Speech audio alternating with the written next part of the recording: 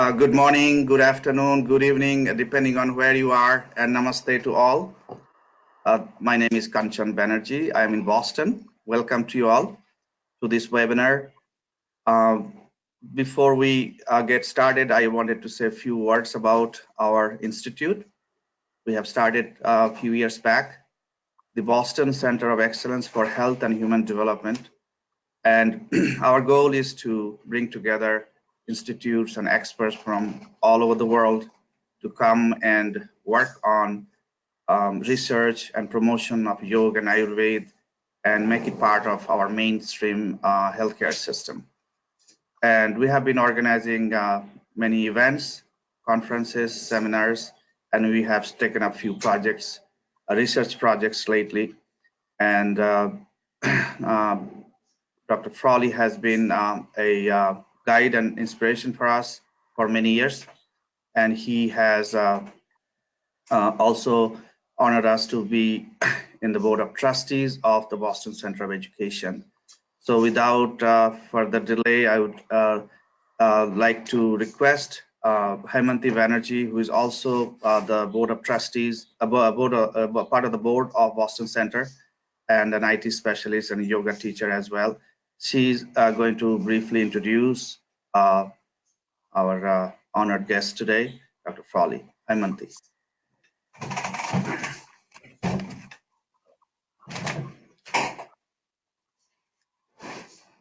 Namaskar. Good morning, good evening. My name is Hemanti Banerjee. It is my great honor and privilege to introduce Dr. Frawley. He is also known as Vamadeva Sastry. He is the only teacher from the West, is known as Vedacharya. He is the founder of American Institute of Vedic Studies.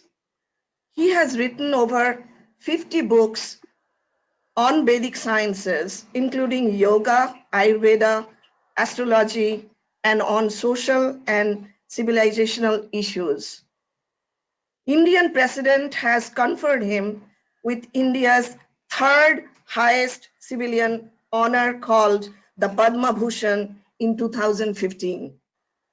He and his wife, Yogini Sambhavi Devi, live in Albuquerque, New Mexico. Let's welcome Dr. Frawley.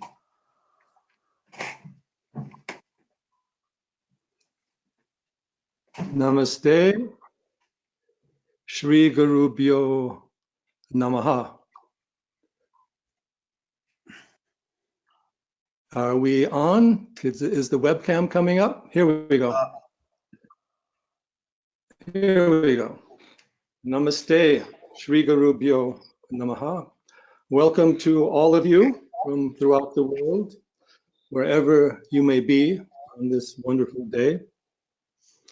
It is a beautiful spring morning here in Santa Fe, New Mexico, in the mountains. I know it is different for you wherever you may be. And I'm very happy to see such important interest in these wonderful subjects. First of all, I want to thank Kanchan and Hemanti Banerjee and the Boston Center of Excellence for promoting yoga, Ayurveda, Vedic knowledge, and a whole range of projects, educational dialogue, work with the Harvard Medical School, and many other organizations that continues to expand over the field of time. And we wish them the best in the expansion of their work and encourage everyone to join them. As they have said, I am Dr. David Frawley, also known as Pandit Vamadeva Sastry. I've been working in the field of Vedic knowledge, including yoga, Ayurveda, Jyotish, Vedanta, Vedic studies, Hindu Dharma for several decades now. And we've worked on many levels with schools, with publications, with conferences. And we are very happy to see that this Vedic knowledge is expanding and moving globally and has now become a major influence on the higher mind of humanity. We see particularly how yoga on all levels and yoga gurus have spread worldwide since Swami Vivekananda in 1893, already more than a century ago. And also how Ayurveda is becoming more well-known on all levels, but particularly as mind, body, and yogic form of medicine.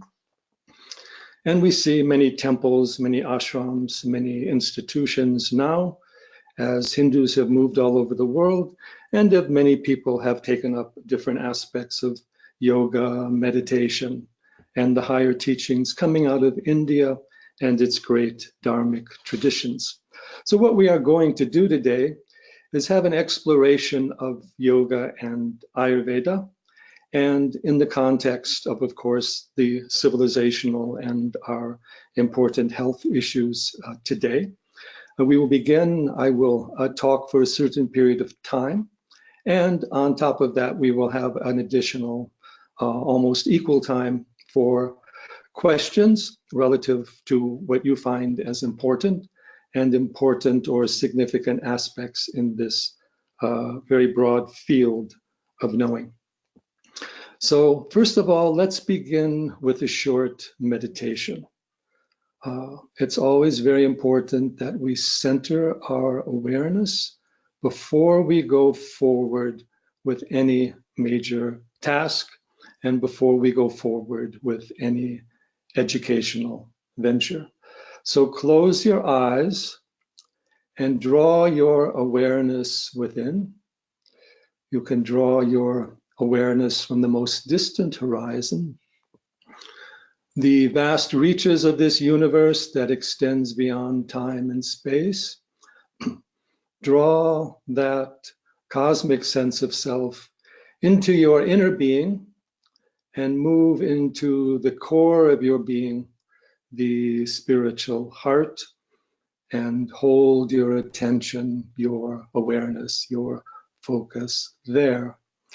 In the Vedic thought, the spiritual heart is the source of Atma, the inner self, the higher awareness, the intuitive knowing, the inner Agni, or inner flame that holds our true being and consciousness, our immortal soul through its many births in this karmic realm, the many lives, the many levels of existence that we have.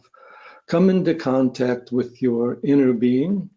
Draw in the energy of the entire universe, inhaling Om into the center of the heart, silently repeating it. And once you have done that, energize the spiritual heart, exhaling the mantra Hrim, Hrim, which is the bija of the spiritual heart. Om, Hrim, Om, Hrim, Om, Hrim. Connecting the entire universe to the core of your being, recognizing that the entire universe dwells within you, and that all potentials are there for you, whether of learning, whether of healing, whether of simply transcending, if you can return to that inner core of your being that is the source of mind, prana, all that we are, all that exists.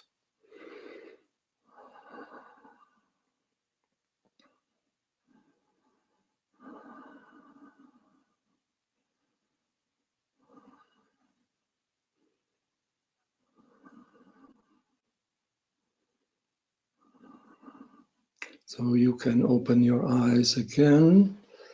Shri Gurubhyo Namaha. Hari Om. Let us all come together in this learning of the higher knowledge. Now, when we talk about things like yoga and Ayurveda, It's first of all very important to define them. There are many ideas out there, many different views, and sometimes a great deal of misunderstanding. And unless we understand these properly, then we are not going to be able to apply them in the right or the full manner. So let us begin with yoga. What is yoga? And in the work we do, we like to look back to the yoga tradition, sometimes what is called classical yoga, rooted in Yoga Sutras, but also looking back to Upanishads, Bhagavad Gita, Yoga Shastras, Vedic teachings. So Mahabharata, the yoga tradition is very large. Yoga Sutras is the key text for understanding it, but it is one of many. It is a compilation that takes essential principles of the eternal yoga and brings it forth to us. And what we discovered there, first of all, is that yoga is basically primarily about the mastery of the mind. Yoga Chitta Vritti Nirodha. Yoga is the mastery of or understanding or transcendence of the movements, fluctuations, activities, or disturbances of the mind. This then leads us to, in yogic thought, the realization, tadadrashta swarupe avasthanam, the abidance in the state of the seer, the Purusha, or the Atman, our inner self that transcends body and mind. This is the classical definition of yoga, and it's mirrored in the various different yogic texts, and it's one that we should always bear in mind. In other words, yoga is about mastering our minds so we can go or transcend the mind to a higher state of consciousness. Now, in this context, body and mind are related. So it's not possible to master the mind without at least harmonizing and purifying the body. There is also a link between body and mind, which is prana, the life force, the healing energy, the vital force, ultimately the immortal life energy of consciousness. And so yoga also works very much with the prana. So out of that core understanding of mastering the mind, yoga develops various practices, eventually expanding into the 8 limbs of yoga, which are known to all of you, including physical factors of asana that are very much emphasized today, energetic practices of pranayama, sensory practices, and turning the awareness within of pratyahara, concentration factors of dharana, developing power of attention, very important. Dhyana, meditation, the key practice of yoga is meditation. And absorption of the mind, unitary consciousness, or what is called the samadhi. In fact, yoga is traditionally defined not only as mastery of the mind, but as the samadhi. And yoga rests upon various dharmic principles of right living, like ahimsa, truthfulness, purity, Ishvara, pranidhana, yamas, niyamas. We won't go into them here, but they form the dharmic foundation, the right living that is necessary for the practice of yoga. Yoga is a lifestyle practice in that way. Then what is Ayurveda? Ayurveda is generally known as a healing practice, a medicine for our whatever ails us. But Ayurveda is a very special system of medicine. First, it is the yogic system of medicine. It arises out of Sankhya Yoga philosophy, taking these principles of yoga, which we have behind Yoga Sutras, and applying them in the direction of health and well-being.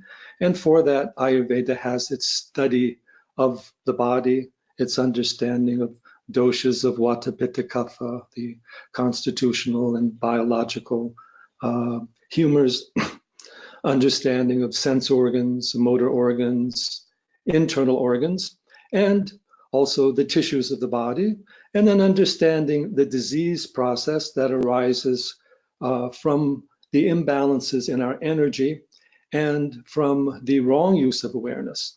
Ayurveda has two main causes of disease. The first is the prajna parada, which essentially means wrong judgment, failure of wisdom, failure of proper life experience, and lack of inner knowing or inner intelligence. Second, Ayurveda has as a cause of disease the wrong use of the senses, whether excess, deficient, irregular, or wrong.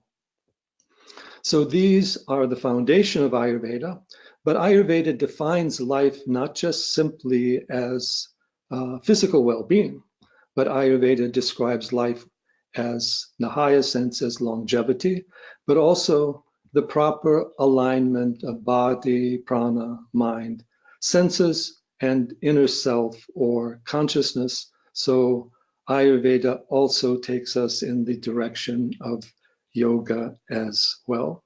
So we look at the two together, yoga as the spiritual meditational tradition, the way of self-realization and self-knowing, and Ayurveda as its application in terms of self-healing.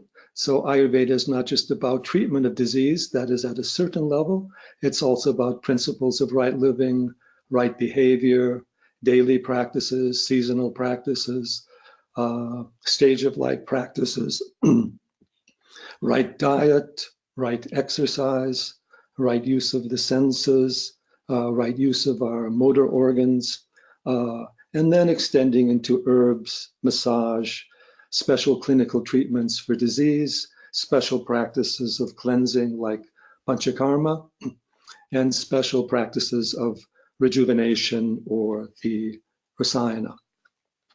So in the Vedic view, we are looking at the human being in a very different way than we are in modern medicine. We look at the human being as threefold, as body, mind, and consciousness. Body being, of course, the physical body and all that goes with it, but the physical body as an energetic system, energy and information, and even consciousness at a very subtle level, not just simply structure or chemistry.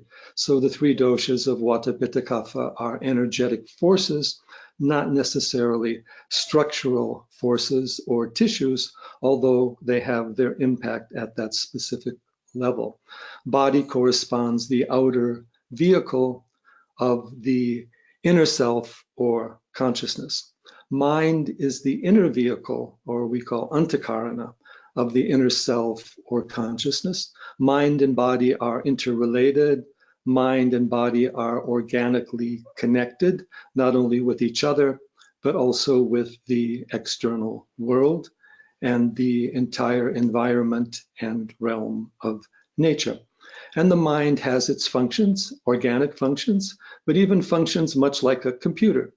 The mind has its capacity of naming, calculating, it has its emotions, it has its reasoning ability, it has its memory bank, it has its volition, and it has its power of attention, focus, and discernment. These are described very clearly relative to functions like chitta, buddhi, manas, ahankara. We won't discuss those in detail here. And we also have a theory of five koshas or layers of the human being from the physical body to an inner karmic essence, extending to a higher self of pure consciousness, or the Atman or Purusha, as we have said. So we are essentially pure consciousness, embodied in body and mind. And we tend to get lost in the activities of the body and mind and forget our inner nature or inner awareness.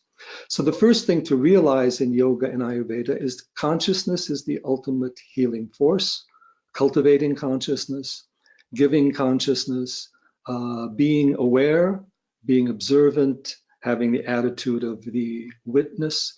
This is the foundation of the yogic meditation overall, and inquiring into our inner self. Mainly we are lost, or we get caught in the external world quite naturally, as there are so many demands and expectations there. But we should not lose track of the inner core of our being, because that is the ultimate healing and transformative force. So we need to know how to move within. We move from the body to the prana and discover our pranic energy and its healing powers. We move from the prana through the senses. We also discover inner senses, inner ways of seeing and hearing. We also move into inner layers of the mind, deeper factors of perception, creativity, and knowing that takes us beyond ordinary time and space, and coming to the sense of our true self. Each one of us has a sense of immortal being, eternal being, undying consciousness. We all have a seeking within us to go beyond all death and sorrow, and that is what we can discover if we learn how to turn within. This knowledge of the inner self, as described in detail, is the system of Vedanta, which is also the linking factor of yoga and Ayurveda. So yoga and Ayurveda form a complete system of wellness for body, mind, and consciousness, a complete system of healing. They address specific physical disorders, whether arising from the doshas or various pathologies. They also address psychological disorders or emotional unhappiness, arising not only through the doshas, but also through excesses of the gunas of rajas and tamas, the forces of agitation and inertia at the level of the mind. So the three dosha, the three guna theory, and also understanding our karmas. Each one of us has certain unique karmas in life that we need to know and we need to learn how to address. And yoga and Ayurveda teach us the proper karmic management of our lives. Now, we have mentioned here in this program also the idea of integrative medicine. And this is also an idea that is coming out in many forms. On one level, when people speak of integrative medicine, they speak of integrating all the different medical modalities that are out there. For example, having a clinic that may offer Ayurveda, Chinese medicine, chiropractic, different modalities of modern medicine, massage, nutrition, and so forth, trying to bring in the best that every system of medicine has. That is certainly very important. It's also important that various systems of medicine dialogue, particularly traditional natural systems of medicine and modern chemical and surgical systems of medicine. Each medical system does have certain specific value and certain unique powers and unique capacities. But some of these systems of medicine are more expansive than others. For example, Ayurveda is a complete system of medicine in terms of internal and external medicine, in terms of right living, in terms of the disease process, diagnosis for body and mind. Yoga is actually an adjunct of Ayurveda as a therapy for body and mind, but actually more as a meditation therapy for the mind. Although the asana pranayama also have important therapeutic abilities and capacities relative to the body also. But there is no independent yogic system of medicine apart from Ayurveda in terms of the theory of the human being, disease theory, diagnosis, and treatment. Traditional yogic texts always refer to Ayurvedic factors of doshas and also Agni, digestive fire, and other forms of the inner fire. and other aspects of the Vedic thought. And Yoga and Ayurveda also share the understanding of the mind and the pranic factor. And Ayurveda emphasizes yoga for developing sattva vijaya therapy, because the increase of sattva guna is the key factor for psychological healing and also aids in physical healing. And that is increasing the calm, the purity, the clarity, the virtue, positive emotions, healing energies in the body and the mind. And that is also one reason that we often emphasize the vegetarian diet, at least during certain practices, because this helps with the sattva guna. So balancing the doshas, increasing sattva guna, harmonizing the mind, and going beyond the mind to our deeper consciousness is the key background of yoga, Ayurveda, Vedanta, and Vedic knowledge. So in terms of integrative medicine, we also talk about integrating the human being, integrating body, mind, and consciousness, or even more specifically, the body, the sense organs, the motor organs, the pranas, the different functions of the mind, and our higher self, bringing them into alignment and harmony. It's great to align the spine and to align physical factors, but it's also important to align physical factors with psychological and spiritual factors as well.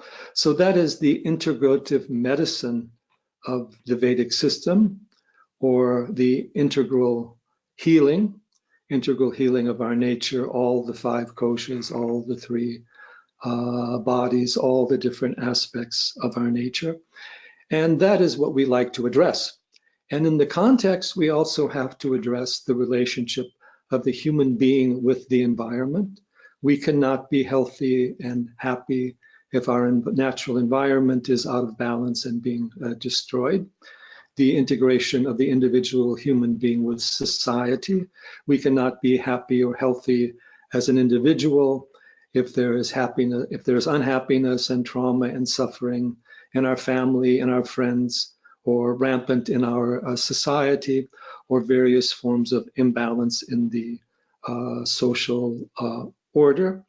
And ultimately, integrating ourselves with the greater universe of consciousness, because that is the ultimate factor. The more we have a unity of awareness, the more we have a power of healing. Love is the ultimate power of healing, a love that is the unity between human beings, not just attraction or attachment between one human being and another. And yet we need to have specific health problems for specific issues. There are dietary problems that need to be addressed with the diet. There are postural problems that need to be addressed with exercise. There are various organic imbalances. And here then, I want to touch upon briefly the issues, the problems of modern health and modern medicine today. Modern medicine has made extraordinary gains. In the surgical field, it has incredible wonders that it has done. Surgery was traditionally part of the Ayurveda, but is since then, well, Ayurveda has let that go because modern medicine has developed it very well. Now, I don't mean there aren't some instances where surgery might be overdone, but overall it has developed in a very positive way. The other development we see, not only in the modern medicine, but also in our culture as a whole, is the greater emphasis on drugs, chemical drug-based medicine, looking at diseases as either caused by external pathogens or by chemical imbalances in the body, which may be organic in the digestive system, circulatory system, respiratory system, and so forth, extending to chemical imbalances in the brain. In fact, today we have this essentially thing going on where we are treating the imbalances of the brain and the psychology basically through drugs and chemistry. And here we actually see a movement away from a psychological medicine, although that still exists, to a drug-based psychological or psychiatric medicine. In Yoga and Ayurveda, for treating the mind, we do have very special herbs, dietary, and oils, massage practices that are done, including things like the Shirodhara or oil drip to the head. But we also have the whole range of yogic practices, asana, pranayama, pratyahara, concentration, mantra, and meditation. So what we're having in the modern world, as we've controlled a lot of the outer epidemic diseases, at least for now, there's the danger of these epidemics coming up again in the future, because we have, with our antibiotics, we may be also breeding more powerful forms of pathogens for the future. But for the most part now, people are dealing more with the psychological disorders. And in my specific work, we've been emphasizing that more: yoga and Ayurveda psychology, Ayurveda and the mind, and understanding also how to cultivate and develop the mind properly, proper education. Now, we are at a very critical, dangerous, and transformative phase of human civilization today. On one hand, we have a tremendous development of science and technology, particularly information technology and social media. We are coming into communication together all over the world in a way that has no parallel in decades or centuries before. Even those of us who have lived a few years are seeing major changes. In the case of my life, born in 1950, we have seen extraordinary changes, particularly as an author, first writing books on typewriters, and now coming to a phase of where books are becoming obsolete, or we're having direct communication via various internet, digital, and social media devices. Now, as our society is changing, it's also becoming more urban, more technological at various levels. There is an increasing disharmony and disconnection from the world of nature. We seldom are in a simply natural environment. We're often bombarded by electronic influences. In fact, most of us are wired up most of the day or a lot of the day. And I won't tell you that I'm not, or that I don't work on a computer, or that I don't do online courses or work with the social media. We certainly do that. And we see that all of us were being bombarded by more stimulation. And it extends not only from the work we may be doing or the social media, entertainment, music, and so forth, but we're essentially creating a society where people are being progressively addicted to, but connected to, restructured according to electronic and media influences, so that we are no longer able to harmonize ourselves with the world of nature. It becomes difficult. Even for children today, they're living in their little cell phones. It's hard for them to go out and just be in the expanse of nature. But we are drawing in prana and energy through our senses. Nature gives us that. Electronic influences do not. So in other words, we are changing the nature of the human mind, also the human society, and even the human nervous system with all these different electronic influences.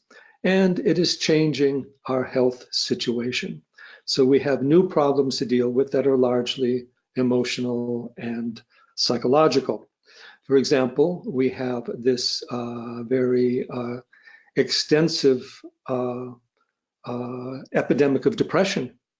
And depression has a very simple cause, which is stimulation or overstimulation or continued stimulation, so that we cease to be creative and energetic inside of ourselves. We rely upon the stimuli. Once the stimuli is withdrawn, we feel depressed. Or once we get used to it and it no longer has the same effect, we get depressed. And also being disjoined from the healing powers of nature, and also progressively living alone. Half the Americans above the age of 50, I believe, are living alone. That there isn't the prana or the connection with other people that is going on. We also have a whole range of problems that are coming up with the power of attention, because external stimulation causes us to lose our internal power of attention. Stimuli from the media may be less than 1 second. And so our attention span, what yoga calls dharana or dharana shakti, is very weak. And when that occurs, we cannot make good judgments. We cannot see clearly. We cannot be independent in our original in our thoughts. We get carried away by what the latest influence is, which can get us in a perpetual state of disturbance. So all these problems of awareness, attention deficit, lack of clarity, and also going along with this stress because we are so pushed by the technological forces from the outer world and the demands of society that we lose the ability to cope with all these external forces coming at us at once. So this becomes a very challenging circumstance, and one in which different problems, different diseases, different psychological, emotional issues are coming up. And we have a weakening of psychological immunity, where it's difficult for us to handle difficulties, stress, ups and downs from the external world. And we also have a weakening of physical immunity, or what is called the ojas in the Ayurvedic and yogic thought. So we can also easily come down with physical diseases, particularly as we get older. And now we're seeing signs that longevity, or at least health in old age, is going down in our society. Now, in this context, there are changes in modern medicine that link us with the traditional medicines, recognition of natural healing overall, the idea of behavioral medicine, or that behavior affects who we are. In fact, Ayurveda and yoga teach us that how we live and what we do every day, including how we think, our diet, how we use our senses, how we exercise, these are the most important factors in our health and well-being, not just simply pathogens or exposure to external disturbing factors. And then there's been the whole study of genetics that has gone on. And it was originally thought that we could basically predict a person's health or well-being simply by understanding their DNA. DNA is simply potentials, and modern epigenetics has also realized that the state of our digestive system, even the flora in the gut, is depending upon and showing us what genes may get activated. But actually, it's our behavior as a whole that teaches us how or what our particular genetic predispositions will be manifest. So a genetic predisposition may only be 10 or 20% factor. It can be countered by our behavioral changes. But the Vedic and the yogic thought also brings in the idea of karma and samskaras. And now we're seeing that even generationally, animals can be affected in the course of 2 or 3 generations. For example, they found that elephants in, I think it's probably Myanmar, I don't remember the exact country, Thailand, they're no longer growing tusks because that they're being killed for their tusks. So these are changes that are much quicker than simply genetics. And we also see how, for example, the younger generation can pick up the informational technology much quicker, almost is that there is an evolution or growth of the collective mind, or karmic and samskaric changes that are going on, a subtle mind influence that is also affecting us in a very major way. In other words, we have much more latitude with our health and our well-being, particularly at a psychological level, than we did in the past. Now, modern medicine is aiming at the drugs to deal with the disorders, although there is as yet no recognition of an overlying prana or vital force for the body as a whole. There's also no recognition of mind as apart from the body, consciousness apart from the mind, or that there is something in the human being that transcends all these physical chemical equations. So the modern medicine is developing a lot of new drugs to treat depression, to treat all these problems of the mind, immunity, and different things. I'm not going to say they're wrong or they don't have their usage, but the point we like to make through yoga and Ayurveda, that these things should be addressed primarily through natural healing and our behavioral factors and our behavioral medicine, which is what yoga and Ayurveda offer superlatively. But on top of that, yoga and Ayurveda offer many things, understanding our individual constitution. Constitutional medicine is best developed in yoga and Ayurveda than in probably any other system, from the three doshas of Vata, Pitta, Kapha to all their variations, all the different typologies, aspects of the mind relative to the gunas, and so forth. So on, along with the whole array of general behavioral principles and dharmic living, the yoga and Ayurveda offers us quite a lot through extensive approaches of diet and dietary changes. There's so much that could be discussed there. I'm not going to address specific diets, whether it's gluten-free or anything else, but there are many important issues there.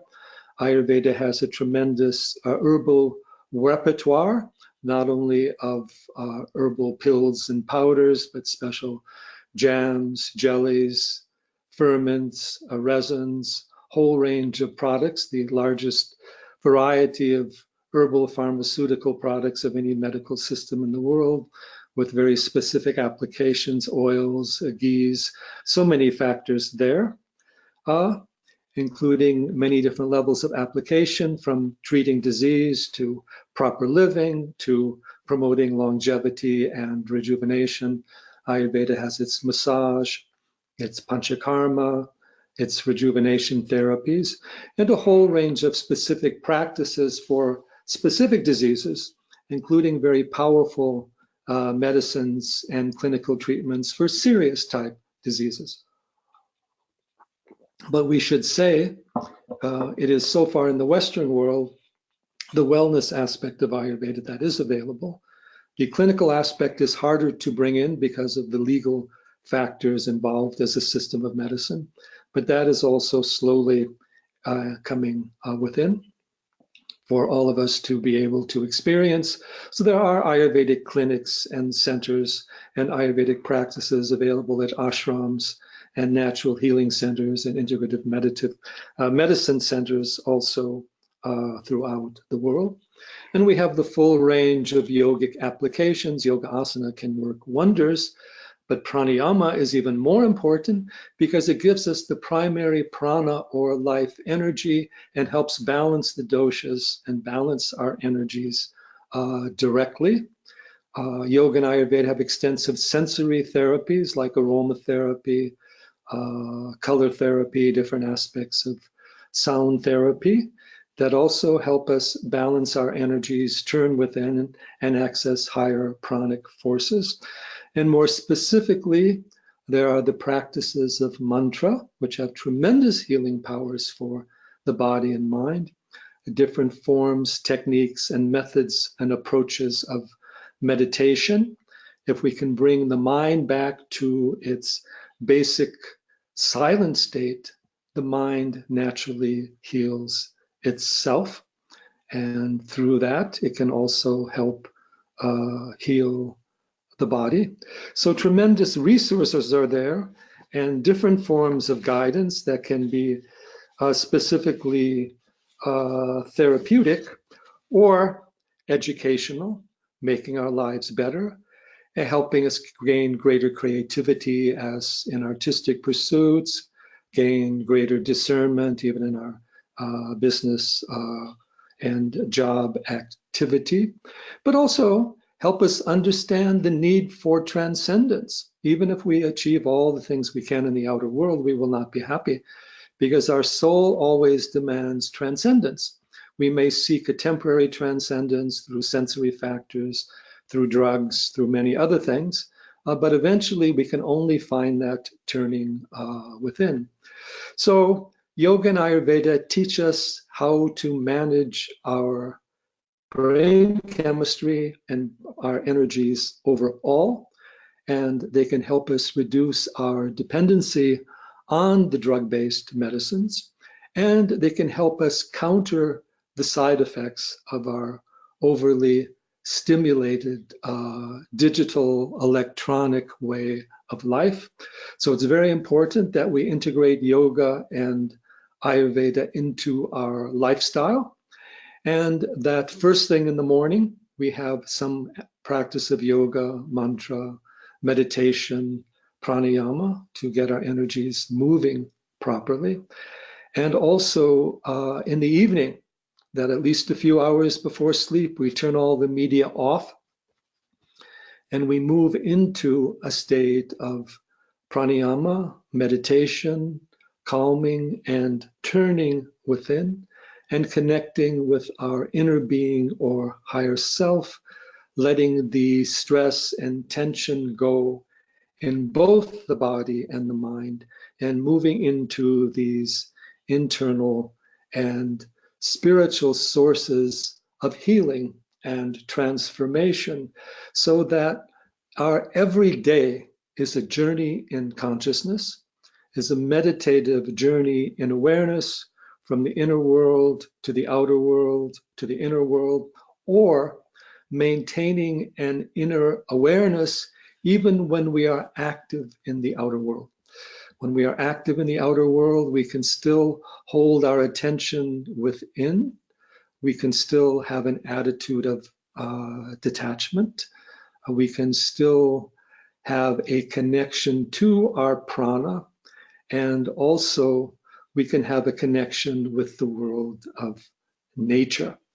We have to always remember we are organic beings, and we cannot have health and well-being if we are apart from the world of nature. Nature is not just an inert force. Nature has a prana, nature has a consciousness and an intelligence. The consciousness, the self, the spirit behind nature is the same consciousness, self, and spirit that is within us in our own inner being. So besides our social being, which is very important, we also have that cosmic being that we should address. And it's also our purpose and our need in the society to bring a higher awareness, a higher healing force, a higher creativity into humanity.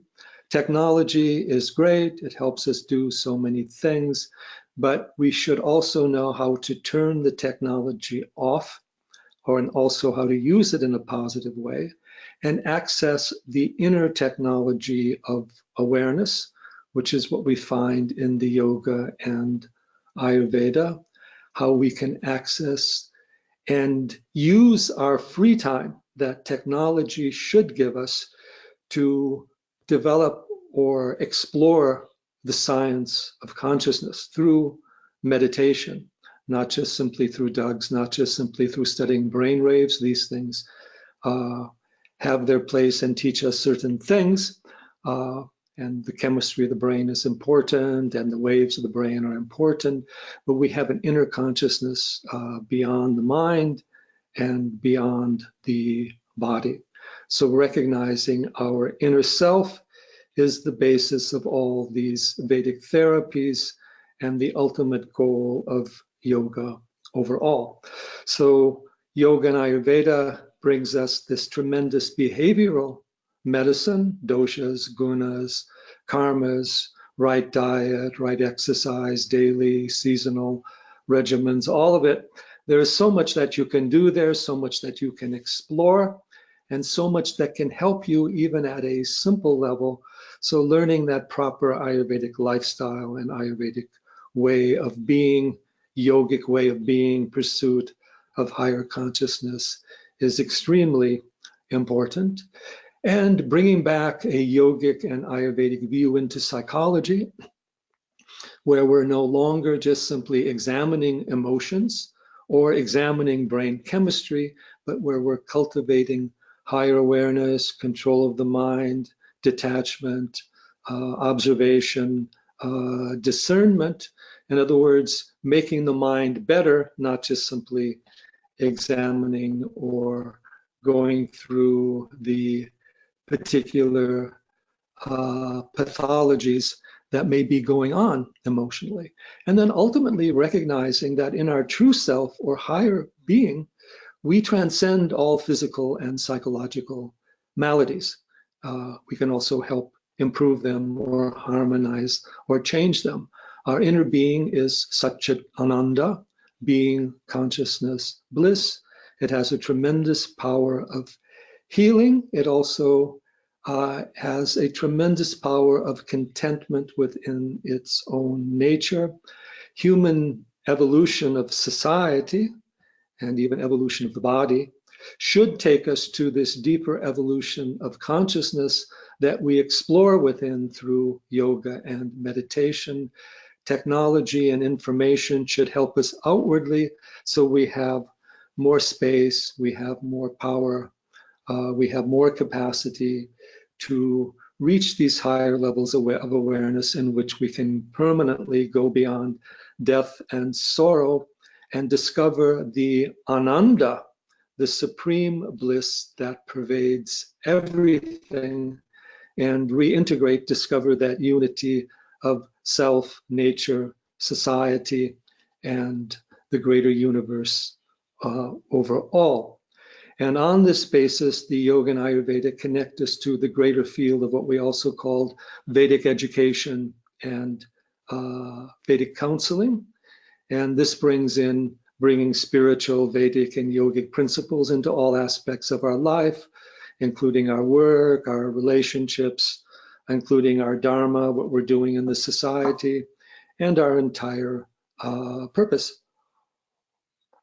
So as we take this integral approach, we also bring an integral approach to the knowledge, which is understanding relevance of physical healing, psychological healing, greater well-being, balance of the society, integration with nature, ecology, preserving our cultural and civilizational heritage, which includes our natural healing systems. That is, of course, also under siege with this movement of technology. But as we look to the coming century, there is tremendous opportunity and tremendous challenges. And we definitely need to overhaul our medical system, not necessarily eliminating anything, but bringing in much more the natural, the spiritual, the yogic, the counseling, the behavioral, these epigenetic aspects of healing, karmic healing, all of this. Otherwise, our medical system will not address our true needs. And as it gets more caught up in drugs, it will be progressively expensive and cause various side effects and addictions, which we can already see. And also bringing into our psychology, which we are doing to some degree at least, positive tools of mindfulness, meditation, mantra, changing our awareness rather than just simply getting caught in the emotional problems and traumas we have from the past, and bringing an educational model into our society overall, where we're bringing yoga and Ayurveda into the educational system, or at least natural healing, natural exercises, concentration, meditation, because learning is not just about being able to manipulate technology, nor is it about simply learning or memorizing information. We need to cultivate awareness, attention, creativity, but this requires that we cultivate our inner being and turn our awareness within. We cannot educate people simply by stimulating them on the outside. We have to help them awaken their own inner energy and their own inner aspiration to something more, higher ideals, higher awareness, and understanding and unfolding our greater and more expansive human potential. As we look to the future and jobs disappear and technology takes over our activities, we also need a way of using our awareness to explore the world of nature, to look within, to develop greater artistic and healing capacities, rather than to just simply allow ourselves to become dependent upon the technology or dependent upon the external world to take care of us. We need a new awakening of our human and our cosmic spirit. So what I have tried to do is give you an overview of yoga and Ayurveda, their greater connections, their relevance, particularly at psychological and spiritual levels, certain challenges in society today, certain movements towards the future that we need to consider. And I know many of us are asking certain questions, and many people are also feeling, well, you know, how do I do this? How do I come in touch with this? Ayurveda is hardly recognized anywhere. These are growing disciplines. They are expanding. They've expanded quite a bit in the few decades that I've been able to see them. They will expand more, but they need more attention, more people studying and working with them. Of course, there's more work going on the India side, but there's also very creative work and changes going on in the West. And the type of Ayurvedic movement and yoga movements we see in the United States, we see all over the world, whether it's Russia, China, South America, Africa, even to some extent in the Middle East, of course, Europe and Russia. And of course, many of you are also thinking about yoga. You do asana, you see how asana improves your health. That is very good, but it's also very good to bring in the Ayurveda. Yoga teachers should learn Ayurveda relative to the theory of disease, broader aspects of treatment, how doshas work, how pranas work, and also therapeutic applications, not simply of the asana, but of the pranayama, pratyahara, dharana, meditation, mantra, and yogic healing not only for the body, but yogic healing for the mind. Yoga is primarily a psychology as per Yoga Sutras. Yoga Sutras Klesha model is one of the most important disease theories or sorrow theories relative to the mind. So yoga teachers should look into expanding their awareness into the field of Ayurveda. And then I always like to emphasize that we need to bring Vedanta back into yoga and Ayurveda. Yoga talks about the unity of the individual self with the universal self. Ayurveda talks about aligning the individual human being down to the physical level with the universal being and the higher self. Vedanta has the philosophy, the psychology taught in detail, the different levels, functions, aspects of the mind, workings of the three gunas, working of the three bodies, the five sheaths, the karmas, so that we can move into meditation practices, ways of self-inquiry, self-examination, introspection to unfold our inner being and to connect to that inner consciousness so that we can bring in that higher consciousness aligned with the body and the mind and go beyond simply physical limitations and physical reality to mental creativity and realms of the mind, and even beyond the mind to realms of meditation and pure consciousness and higher awareness. This has always been the focus of the Dharmic systems coming out of India, Hindu, Buddhist, Jain, Sikh. So many factors have come in there. These teachings also should be brought in line. So with that, I would like to open the field for questions, and I will try to address them as succinctly as I can. Thank you, Kanchan. Well, we must be very grateful and thankful to you for this wonderful, enlightening discussion today. For the audience, those of you who have joined late, we have, we could have, if it was open in a hall, we could have given a standing ovation to you, Vamadeva Sastry ji. But in absence of that, we simply say namaste and dhanyavad. Those of you joined late, people from 26 countries are on, over 250 people from all over the world. I'm really amazed how greatly your work is appreciated throughout the world, from Albania, Australia, Brazil, Chile, Singapore, China. I'm amazed how many countries, people from how many countries, from Malaysia, Indonesia, Mexico, Brazil, Oman, Singapore, South Africa, Taiwan, Spain, and of course UK, and USA and India. So I hope you all had a very enlightening session today with Vamadeva ji, and I should share with you about my experience with him. I first time met with him in 1993 when we were celebrating the 100th anniversary of the Chicago World Parliament of Religions, this well-known address by Swami Vivekananda. As Vamadeva ji mentioned, Swami Vivekananda in 1893 introduced yoga to the West, especially in the United States. And we were celebrating the 100th anniversary of that event. And I met Vamadeva ji at that time.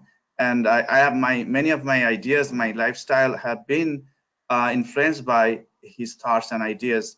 So I just wanted to share that with you. And then this Boston Center of Excellence that we have started, it is also inspired by Swami Vivekananda.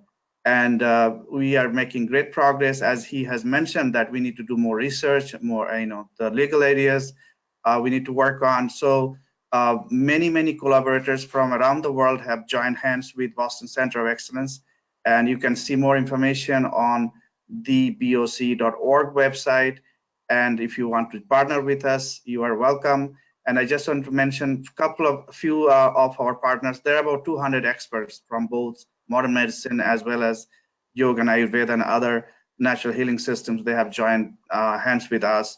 And so many different institutes have joined hands with us, including Dr. Frawley's American Institute of Vedic Studies, several departments at Harvard Medical School, Benson Handy Mind Body Institute, Osher Center, and from Institute of Advanced Sciences in Boston, MIT Media Lab and D Lab, University of Massachusetts, University of South Florida, and many such institutes throughout the world. Swami Vivekananda Yoga Anusandhan Sanstha is Vyasa in India, the premier yoga institute, and JNU Jawaharlal Nehru University recently joined hands with us. So there is a huge scope of collaboration and research for us to do in the US and throughout the world. And those of you who are from other parts of the world, you are doing great work. I know there are at least 20 different institutes represented here in the audience you are coming from. And feel free to reach out to us. Let's work together. So now I know there are many questions coming. So I will first read few of these questions to you, Bamdevji, and then there'll be more coming. So first question is coming from, I have to expand it. There's no name. What is your prediction for the American lifestyle and the effect it has on health? How can we start to help ourselves? Imagine different interventions are required for different age groups. So I'll go offline and read out the questions going forward. So Bamdevji. Yes. Well, this is a new American lifestyle. And of course, this is happening all over the world. We can also see the generational effects, how it's happening to the very young people. Their children now at a very young age are going directly to the cell phone.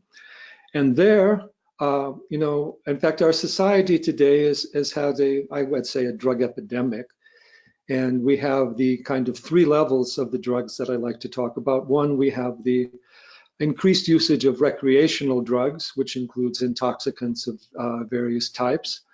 And of course, variety of drugs from cannabis to more addictive type of drugs to psychedelic drugs. I'm not saying that these things may not have some value, but there is a very definite movement in that direction there.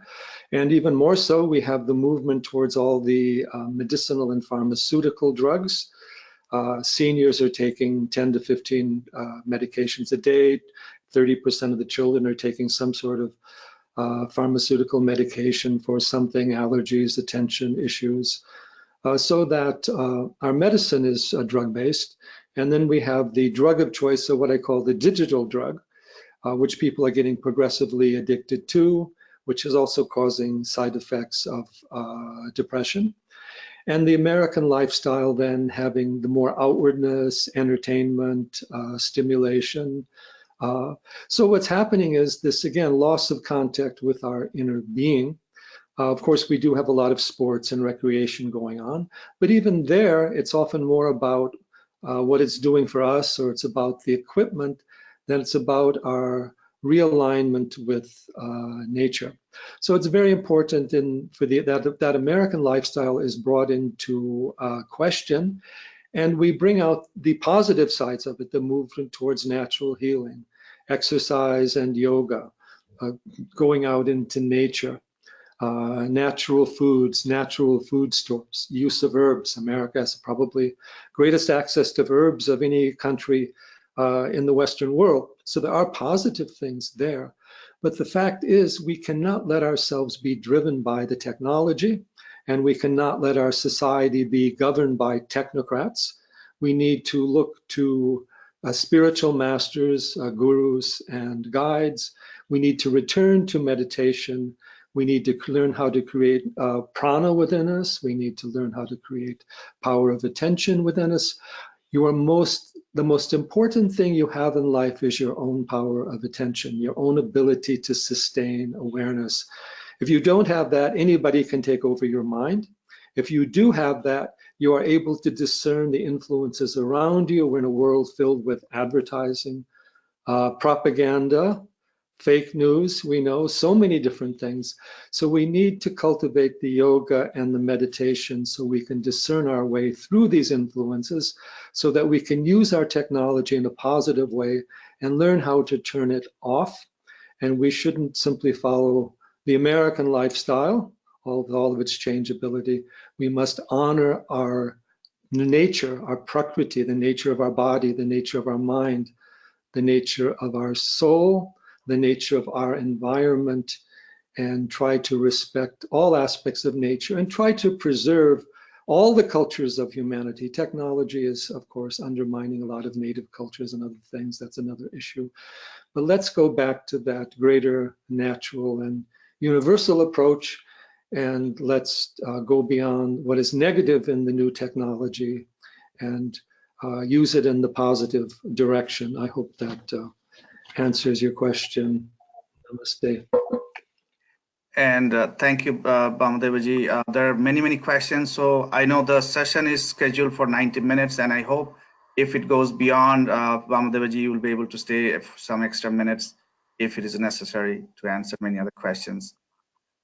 Next question comes from Dr. Manoj Bhasin, who's a well-known geneticist at Harvard Medical School and our board member as well at Boston Center. His question is, what do you think major steps or path to make Ayurveda as part of mainstream medicine? Yes. Well, making Ayurveda mainstream and getting Ayurveda legalized has been a big issue. There are organizations like NAMA, the National Ayurvedic Medical Association. In fact, April 26th to 28th, we are having our national meeting conference in the San Francisco Bay Area, actually outside of Santa Cruz. The theme is Ayurveda and the Mind, and also the Ayurvedic counseling. So that's going on. We also find, for example, we find Ayurvedic products and Ayurvedic factors are much more available, Ayurvedic treatment, but we need a greater alignment of American Ayurveda with Ayurveda in India, with Ayush, and we need a greater communication with other forms of medicine. Ayurveda still has to do a lot of work, both in the Ayurvedic community and reaching out. More research needs to be done and more support. We need support from the community because a lot of the Ayurvedic community itself doesn't have a lot of resources, connections with medical groups and so forth. I have seen Ayurveda grow phenomenally, but there is still much more that needs to be done. And we welcome greater communication and greater sharing. I don't have a magic pill, but I do say that at least by documenting how Ayurveda is changing people's lives is very important. And at each state level for yoga and Ayurveda people to try to bring the relevance of yoga and Ayurveda as a healing therapy to be recognized in the state, if not at a legal level. We have many states where Ayurveda can be used as part of the health freedom law or as part of natural healing. So much work needs to be done, but more study, more application, more practice is always the way. Namaste. Thank you. I'm going to the next question, coming in order, actually. So next question comes from Dr. Purnima, who is in Boston, is a physician and also a surgeon who introduced robots in surgery first time in her practice. She has a question. She's also our board member. Thank you for an excellent overview. Do you recommend a specific guide which can help people get started in understanding and incorporating the rather vast knowledge in yoga and Ayurveda? Any specific guide that where people can get started? Well, of course, there are books. I, of course, wrote a book on yoga and Ayurveda. I've had so many books on Ayurveda, Ayurveda in the mind, Ayurvedic healing. Dr. Vasant Lad has produced also extraordinary literature of books and textbooks on Ayurveda. So we have a number of authors in the field. Dr. John Duyard has done some excellent work there as well. I won't have the time or won't be on my memory to list all the books, but that literature is there. And much of it is expanded to the internet via classes or via conferences or via available videos and audios that way. And various Ayurvedic conferences, workshops, and classes are going on. And there are Ayurvedic centers in most communities. And there are also, of course, yoga centers everywhere. And we do recommend as much as possible to see an actual Ayurvedic practitioner to start off with basic lifestyle recommendations and to bit by bit bring Ayurveda into your life. It's an Ayurveda life. Life changes are incremental. Try to do something that improves your health every day or every week or every month. You can't do everything all at once. But to change things every day, we can ultimately change our nature.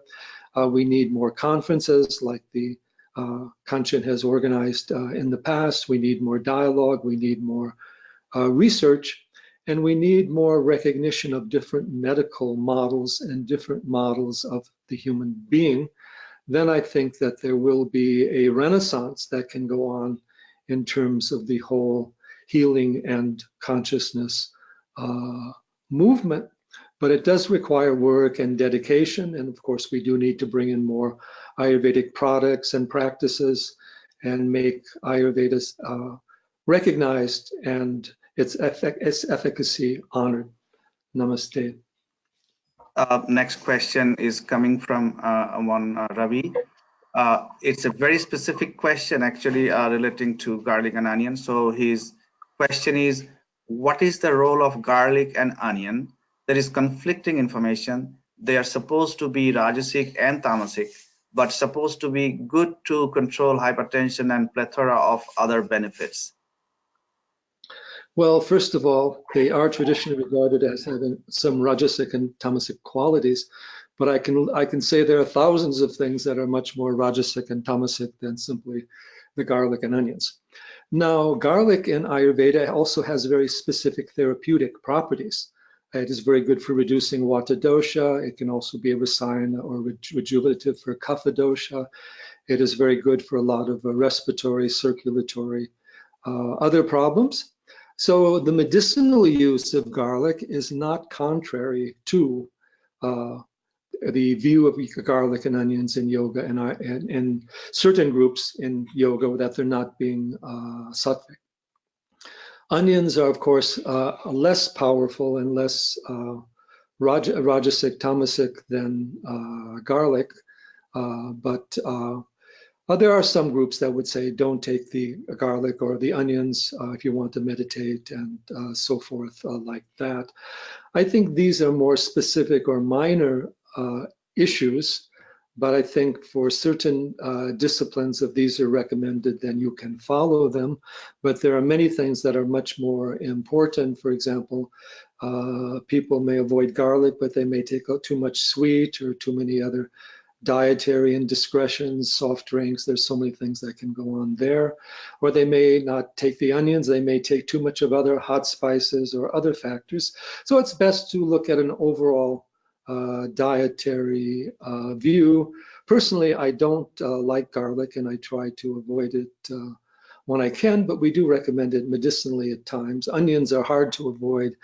As a vegetarian, if you want to eat out, I try to avoid them too much, but sometimes, you know, they get here and there. So we don't have to be dietary fanatics, but we do have to recognize the properties of things, and we have to examine our lifestyle as a whole. And here there's a lot of other food issues that come in as well. Namaste.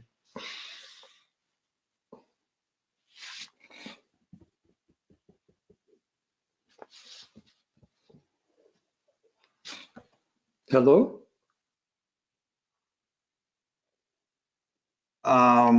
Next question. Someone asked the same question again. How can we learn online and offline? So I'm skipping that question.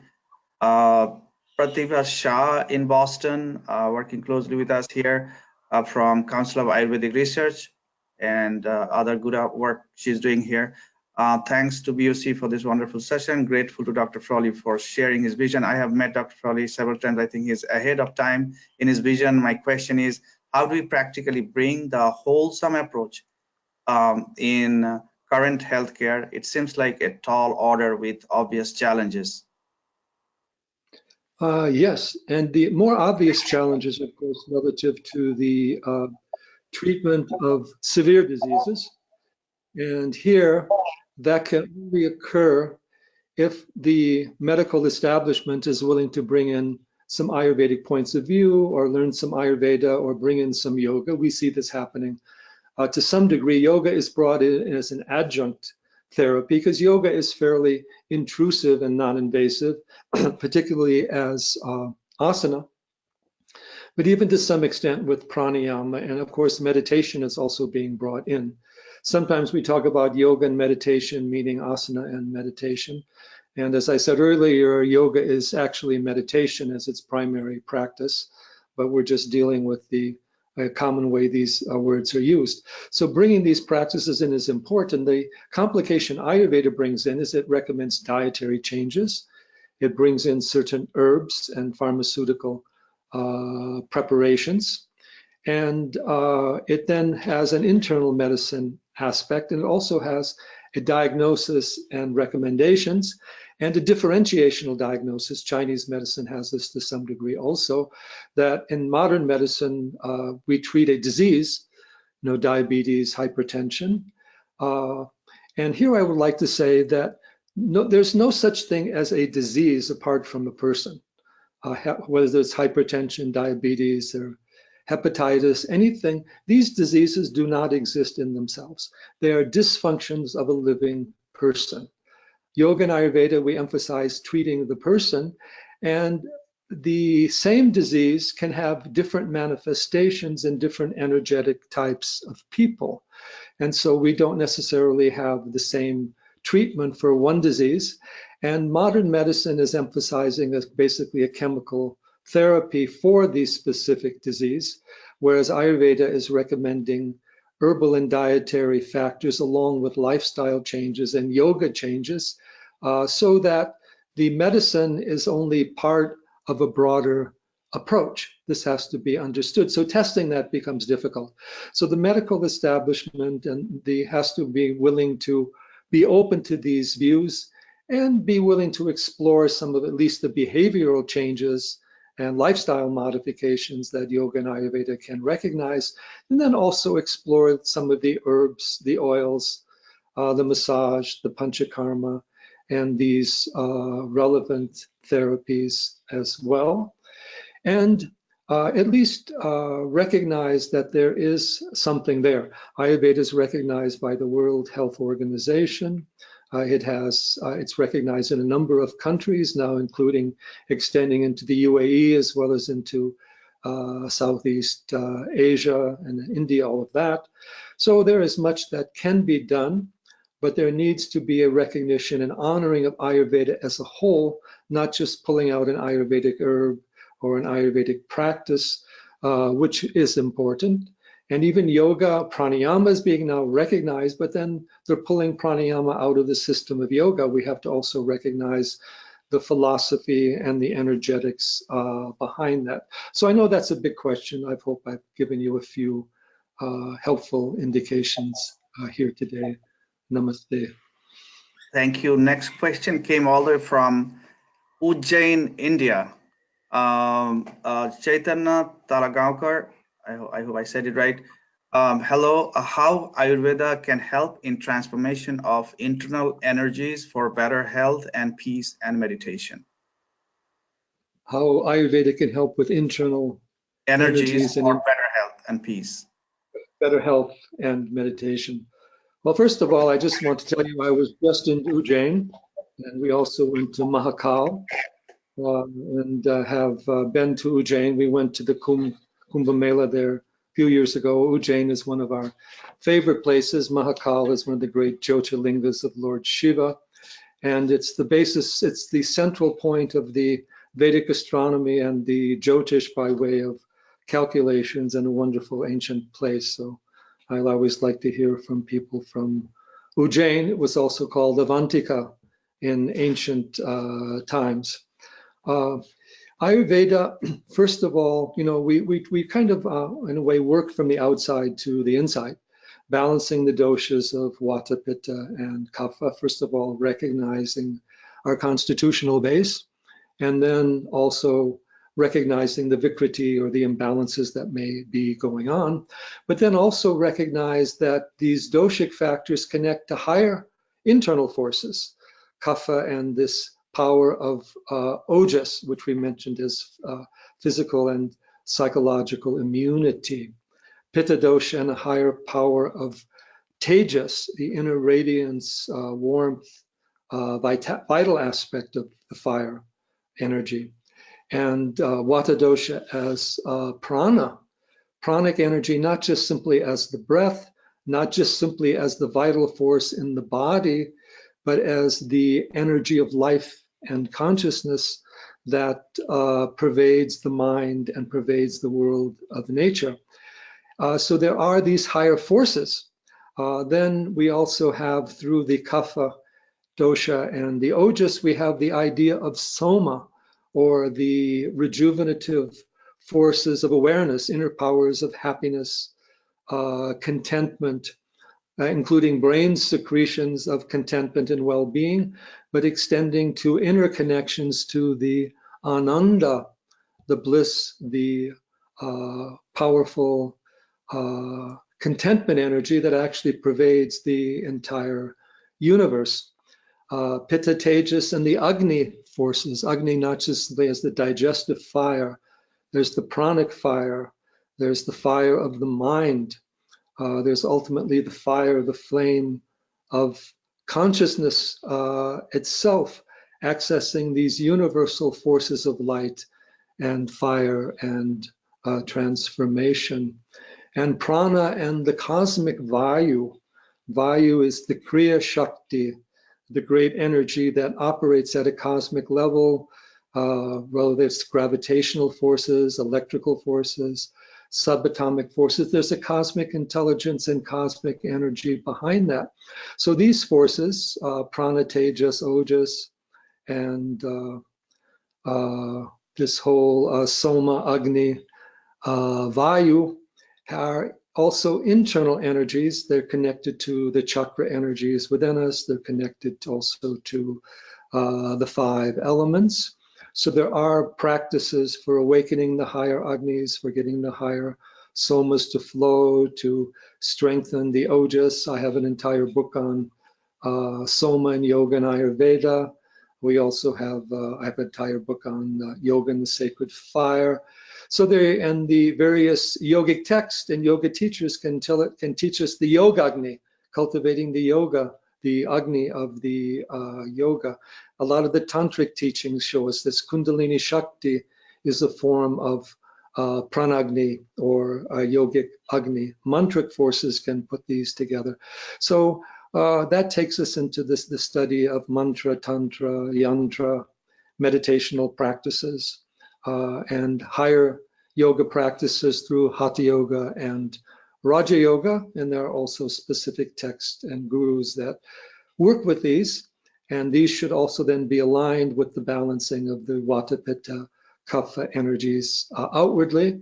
And of course, also increasing the energy of the sattva guna within. So I know it sounds very complicated, but these triple forces work on different levels.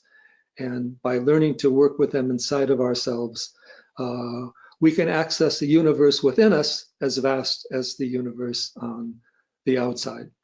Namaste. Namaste. Next question is from Leah Jones. How effective is an herbal protocol with patients who take pharmaceutical drugs for the mind and for physical ailments? Okay. That is, of course, the question of herbal medicine, Yes. the efficacy of herbal medicine, and how the herbal medicine may interact or conflict if someone is taking the pharmaceutical medicines. Yes. First of all, I just want to reiterate that Ayurveda has extraordinary herbal preparations. For example, the Ayurvedic, what you call massage oils, are actually herbal oils that have their own therapeutic value and may have as many as 20 different herbs prepared or cooked in them to be absorbed directly into the skin, into the bones, the joints, and even into the brain.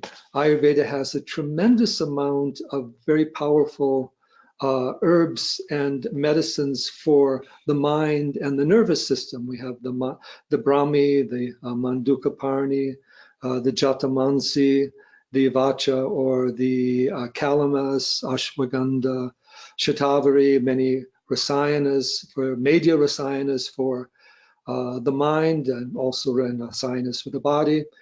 Something like Brahmi ghee, Brahmi prepared in ghee, very powerful for the mind, meditation, dealing with stress. Shankapushpi, the syrup of Shankapushpi. So there are many, many things that are there that we don't have, of course, the time to go into all of that. But I want you to be aware that wealth of herbal preparations is there on various levels, factors like Chavanprash, Brahma Rasayana, Ashwagandha layam, that are sweet things that you can eat, and all of that. These are there.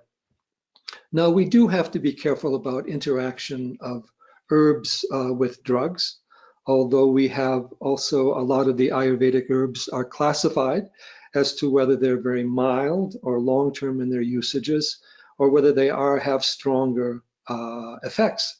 In fact, a lot of drugs came out of Ayurvedic medicines like opium or sarpagandha or cannabis and so forth, which have been used in traditional Ayurveda quite a lot. So it depends upon each case. There are many herbs that are safe for daily usage, and anti-stress herbs also there. And generally another rule is to start with a fairly low dosage, and to have some dialogue of the herbalist or the Ayurvedic doctor along with the medical doctor, and even with the yoga teachers, you know, pranayama and other practices, asana, can also serve to change the brain chemistry, reduce stress, reduce hypertension, and so forth. So we need not be afraid. Some caution needs to be used. Generally speaking, the side effect of herbs are less. There are some like ephedra that have a little bit more depending upon what you may take.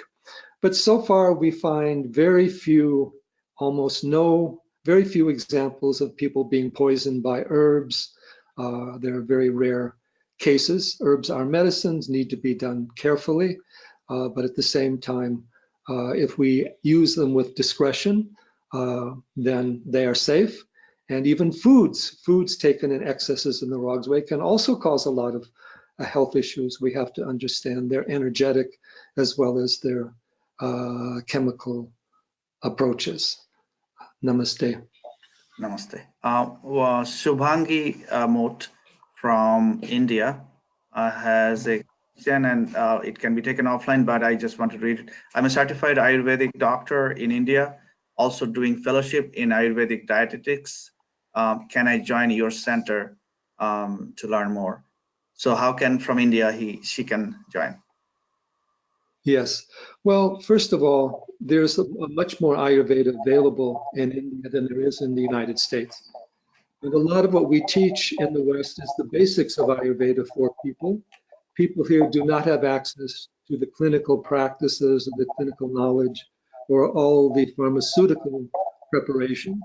And the Ayurvedic treatment of severe diseases is harder to do because you have to deal with the legalities and the constraints of the medical system as it is today. So there are, generally speaking, better places to study Ayurveda in India than there are in the United States. And we always recommend, we have various places in India that we recommend for the studying of Ayurveda. One of our friends in Delhi, Pratap Chauhan, in his Jiva Ayurveda, is doing very good work, not only spreading Ayurveda, but bringing in, creating more jobs for Ayurvedic practitioners and the telemedicine. We also see now that the Patanjali Ayurveda is the largest corporation in India today, and they have a lot of adaptations. There are many Ayurvedic schools and organizations. Relative to Ayurveda in the West, sometimes what we can help people in India with is a better way of expressing or teaching Ayurveda, Ayurvedic aspects of psychology and counseling, yogic aspects via meditation. So there are some things that yoga and Ayurvedic people from the West can contribute by way of communication and by way of ease of practice. In the work that I'm doing, we have a very broad Vedic center, but it's at an educational and an online basis because our outreach is global. And our work is promoting the integration of yoga, Ayurveda, Jyotish, Vedanta under the broader view of what we call Vedic counseling and Vedic knowledge. For people who want to do more clinical Ayurveda, we recommend them out to other places to do that. We are not specifically hiring people here, but we do encourage people to take up the practice of yoga and Ayurveda at various levels. We also have some interaction via Ayush, of course, the ministry there. So there's a great future for yoga and Ayurveda, whether in India or relative to the West, and it's best to start working with what you can, where you are, and expanding that. But Ayurveda in India does need to bring about a more greater communication. Sometimes it's applied mechanically, just giving people an Ayurvedic medication rather than discussing their behavior, lifestyle, diet. So the wellness aspect and the counseling aspect of Ayurveda needs to be brought into the Indian context as well. Modern Ayurveda kind of kept out the psychological and spiritual aspect and emphasized more as a physical therapy, but the psychological and spiritual aspects are coming in, and we can still find various great masters and teachers doing that in India today. Namaste. Namaste. Very important question came from Sue ML. What would be some good parenting practices that would build skillful strengths in children to be invulnerable to the use of drugs and other interferences, especially applicable US? That's a very important question, and dealing with children. And I'm always a person that I like to go by some sort of track record. And I have to say that in terms of working with children, I haven't done a lot of that myself. So I don't want to kind of go beyond my limits of experience, but there are certain things that are very simple. One, we have to bring children out into nature quite a bit. The mind to grow needs space. Children need to be taught to relate to and communicate to the plants, the animals, and the forces of nature. They need to learn to identify the plants and their properties, and not just simply a botany class, but even bringing yoga, meditation, retreats into nature are very important to do. Obviously, bringing asana into the children's exercise. Obviously, children have a greater flexibility when they're younger. At the same time, they need to move. So they also need to do more active forms of exercise, running, moving, all of that. And yet the asana should be brought in as well. And they should be learned to talk, to cultivate stillness. And there should be the management of time. Children should, again, in the morning and in the evening, they should be taken off of the media.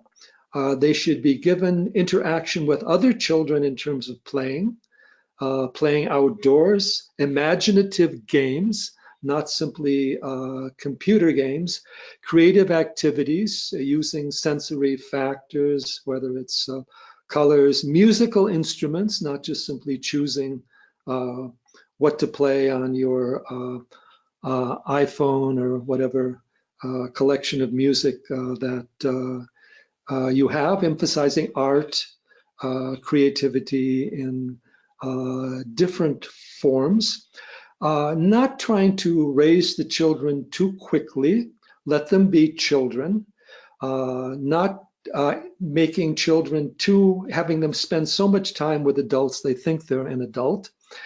And this idea of just having one child, even if you have one child, the children have to interact with other children, not simply to grow up around adults, and more creative games and activities. And of course, the big problem is it's easy for children, for anyone, to get addicted to the digital factors. So there has to be something in life more stimulating for them, whether it is a sports, whether it is an art, whether it is something they do with their hands, whether it's something that requires more direct input. Still emphasize reading of books, emphasize cultivation of memory. It's not just enough to put it in the memory bank of your computer. You need to learn to memorize. Learn some mantra and chanting for the children. It's very helpful for improving the brain. Some practices in concentration and meditation, learning to have the mind empty, learning to hold the focus, whether it's on a mantra or a yantra or on a plant or on a tree or on the sky. Perceptual exercises, taking them out to see under the stars, identify the stars, all of that, so much. So I will just kind of end that there. It could go on for an entire talk of its own. Namaste. Namaste. As we have noted earlier, Boston Center is working with both institutes and researchers, both in modern medicine as well as yoga and Ayurveda and other traditional systems. This question comes from a medical doctor from All India Institute of Medical Sciences, AIMS in Delhi, and he's doing postdoc in neuroscience at Harvard. Dr. Anand Venkataraman, his question is, I'm interested in neurological investigation of mantras. Can you give us some guidance for how best to scientifically investigate how mantras might work? Yes, the neurological investigation of mantras. And here I must also say that I have never worked as a research scientist on any medical issue. So I must let you know of my limitations there. I am aware of work on brain waves. I am aware of some of these neurological ideas.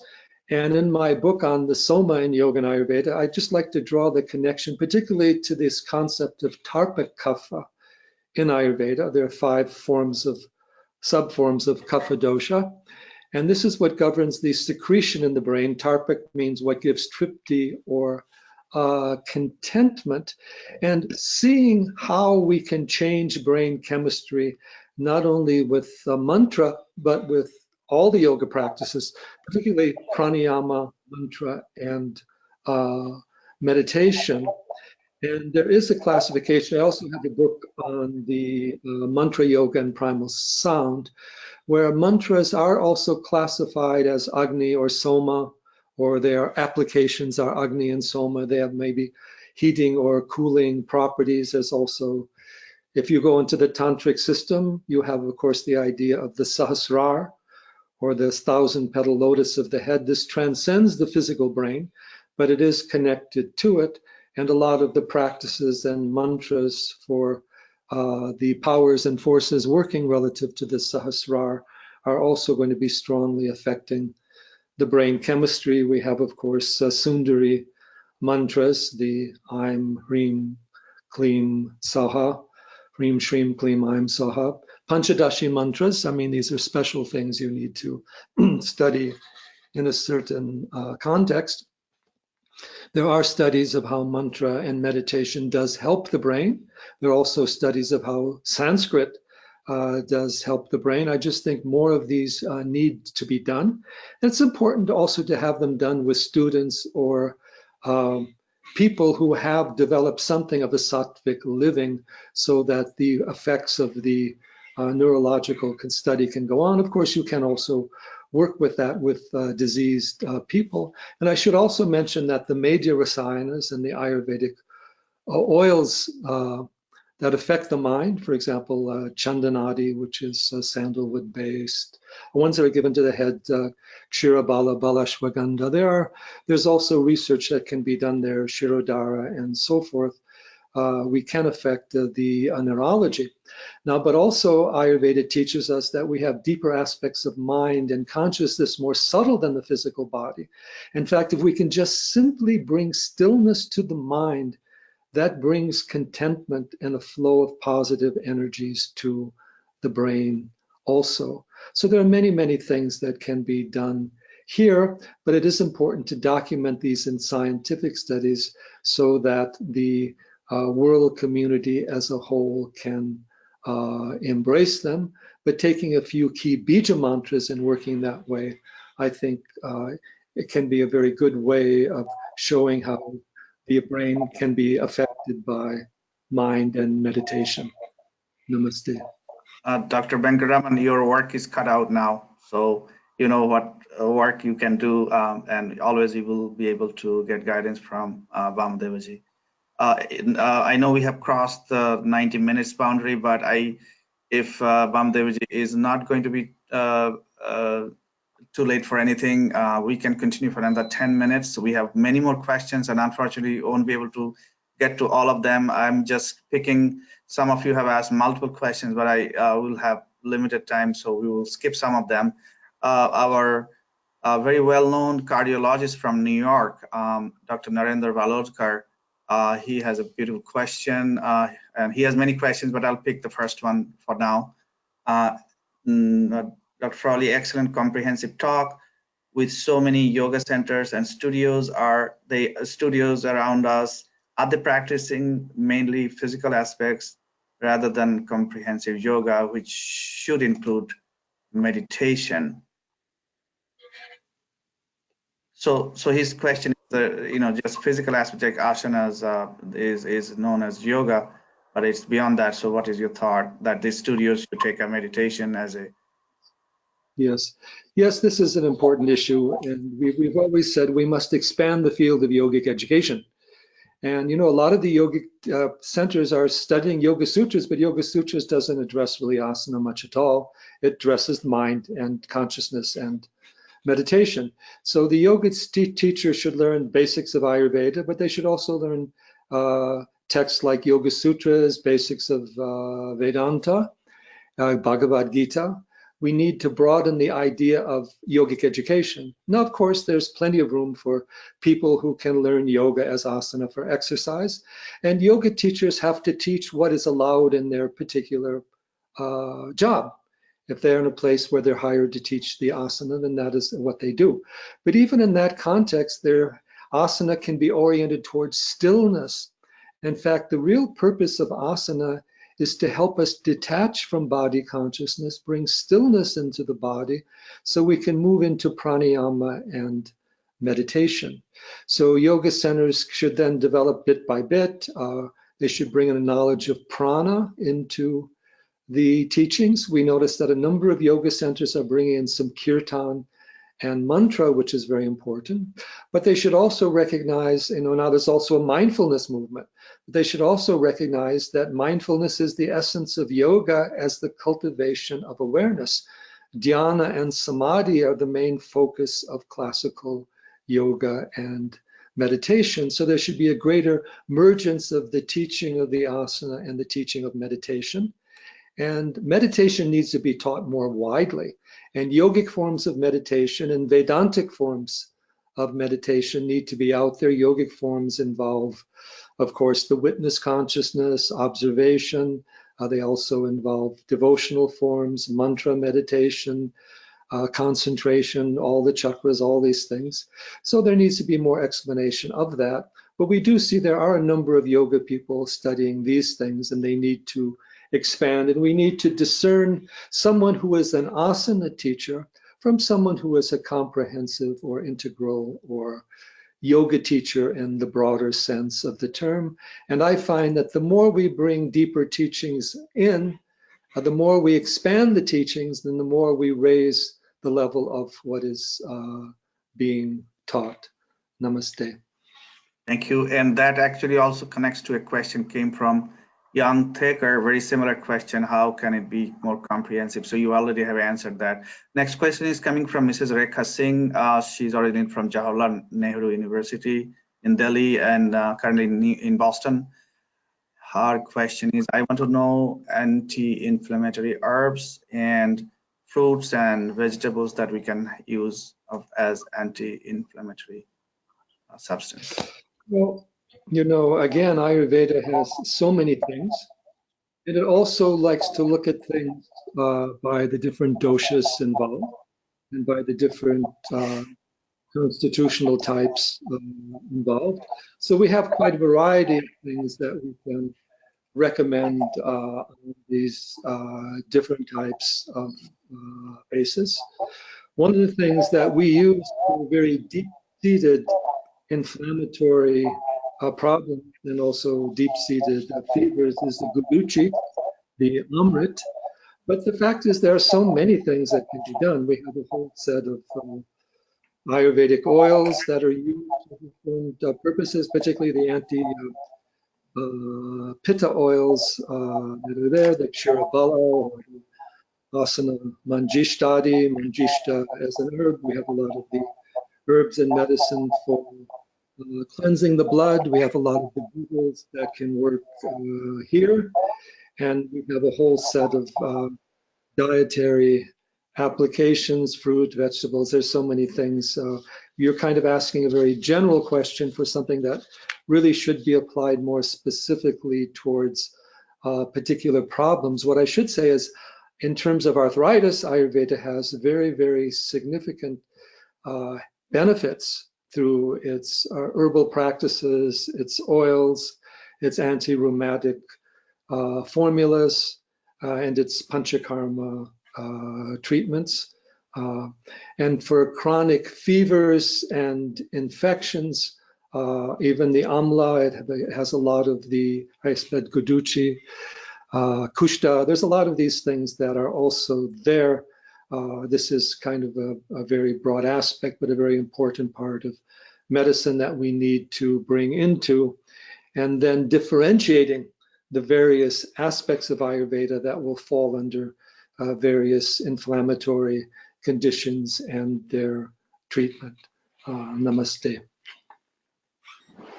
Namaste.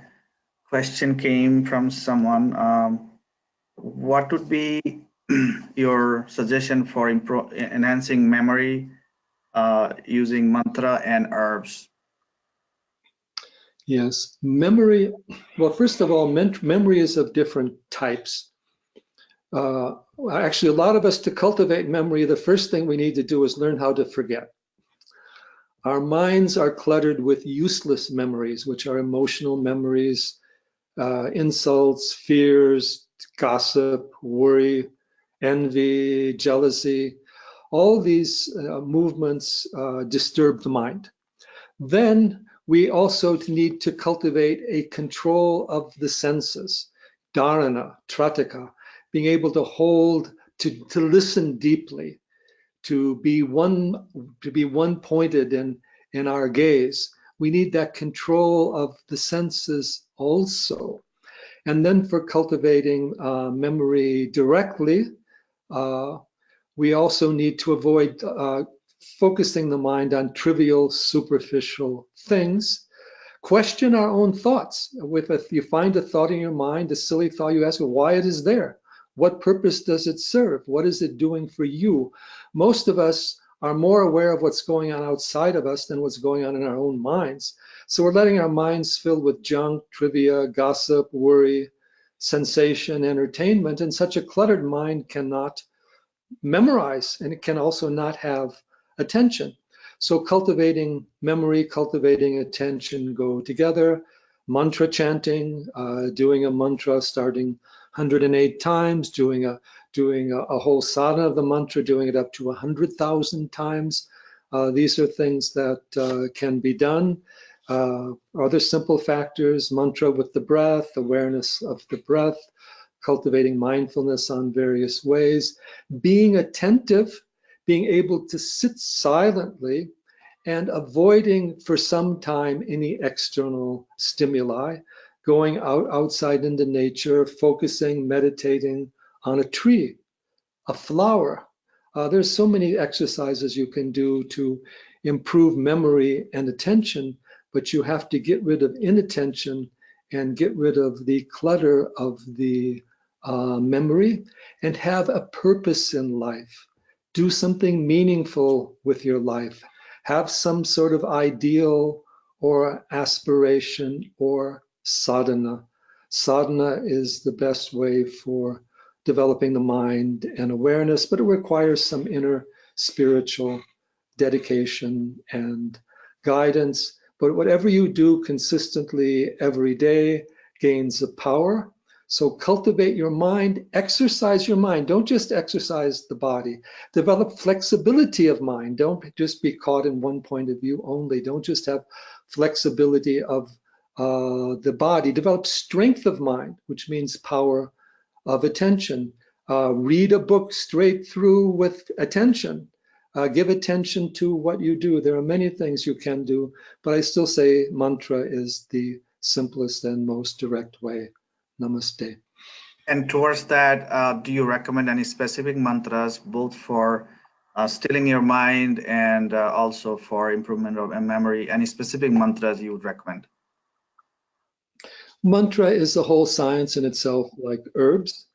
You can always do the mantra of your Ishta Devata, the form of the divine that you follow. There are also mantras, Ganesh mantras, Saraswati mantras that are more concerned with learning overall. There are other specific bija mantras, the mantra Aim, the Saraswati bija for the power of awareness, attention. There are many others. I've discussed the bijas and other mantras in the book. Of course, there's the important Gayatri mantra. That's all about, it's a sukta. I mean, it's from a Vedic sukta. It's 24 syllables, but the Gayatri mantra is about awakening and developing that power of attention, awareness, intelligence. Like we say, Gayatri mantra is bringing solar energy into the mind. Whenever you become lose your power of attention, whenever you become distracted, dull, or weak energy in the mind, you do the Gayatri mantra to draw that solar power into the mind, so that the power of attention in the mind, meditating on Agni, the focus, the Trataka, many things you can do, but these mantras are more specific for that purpose. Thank you. We are getting, again, we're still getting more questions. Sorry. We'll stick to the last two questions and end it. So the next question came from Ravindra Jaishankar from Colorado. His question is, can you please expand on the energies of meat-based diet as opposed to vegetarian diet, specifically responding to critics of vegetarian diet by meat eaters, one being lack of fat, soluble vitamins, vitamin D, B12, etc. Thank you. Yes, but actually these have been addressed in many different books. Of course, we have many different diets out there, meat diet versus non-meat diet. And there's also the idea, of course, you have to understand that most of Ayurveda and yoga also does use dairy products. And there are also the vegans who don't use dairy products. So there are other issues there. In terms of protein, even a vegan diet, obviously there are all the dals, there are many sources, the beans, there are many sources of protein that are out there in the vegan diet, and the vegetarian diet, that is lacto-vegetarian diet, that are well known, and even these B vitamins and the dairy part of the diet. But there are also a number of the fresh plants. I can't say I'm going to be able to give you a list of exactly what has vitamin B12 and what has this other vitamin in it, but you can certainly find these in books, that these things are available. One point I would also like to make is that you cannot get all your vitamins simply by taking supplements. The vitamins do best is if coming from the food or coming from food-based supplements, and there is quite a bit of information about this.